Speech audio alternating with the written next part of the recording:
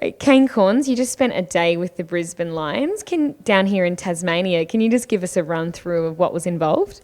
Well, it was great. The first person I saw was the coach, which was nice. And I'd had some reasonably strong things to say about the Lions and just how I thought they might go this year. And I was maybe thinking there might be some complacency with a young group and other teams coming after them hard this year on the back of the success that the Lions had this year. So it was good to get an invite up here and to see firsthand that that's not the case. I know it's only one session, but the boys went at it for a good 3 hours, and to see 3 by 15 minutes of match play and the best team up against those who were fighting to get in the best team was a great experience for me. And to sit in the coach's box with David Noble and he explained some of the positional moves and tactics that the boys were trying to achieve was a great insight for me and unbelievable access. So I had a great day.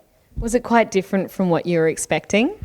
I wasn't sure what to expect, to be honest. I wasn't sure how I'd be received. I think as a media person, you have strong opinions, and sometimes that doesn't go down too well, as you can imagine, with clubs and players, and you get a bit of pushback with that. So I was a bit nervous, to be frank, and a little bit worried about how I'd be received. But I shouldn't have been, because I was received extremely well, and just the access from the club into all facets, from players to fitness staff to medical and coaching, was anything and more than I could have expected.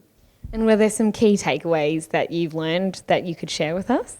I just think the hunger of the group was one thing that I was looking forward to see. Now it's difficult just having seen one session, but from speaking to the guys, they've been training together, at least a couple of weeks before the pre-season even started. And then the fight for positions is going to be really interesting for me. I think there's now a situation where there's genuine A-graders across each line, so how everyone fits and gels into the side will be interesting to see for me, and just how the group responds from the extra scrutiny that they will get. Finishing second or third in the minor round last year and having 2 home finals, other teams are going to come and try and beat the Lions at their own game. So how they respond to that is going to be interesting to me. But it was a really solid hit out, and I was pretty impressed.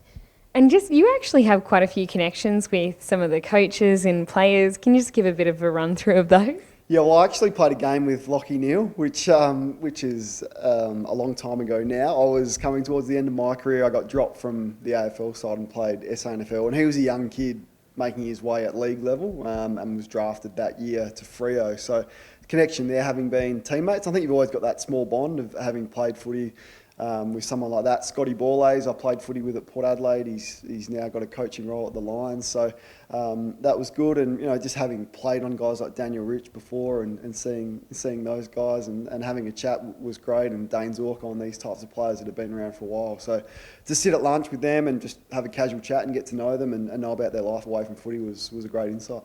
Well, thanks so much, Kane, for travelling down to Tassie, and we look forward to seeing you more throughout the season. I can't wait. Thanks for having me.